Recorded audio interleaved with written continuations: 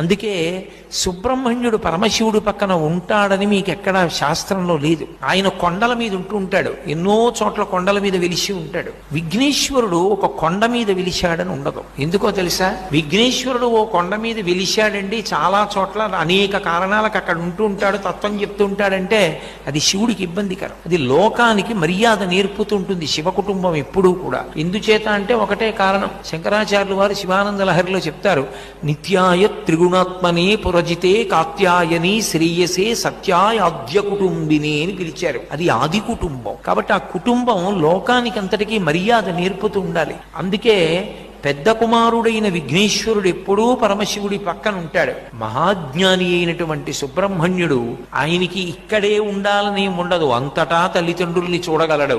అందుకే ఆయన లోకానుగ్రహం చెయ్యడం కోసమని వివిధ పర్వత శిఖరముల మీద వెలిసి ఉంటాడు.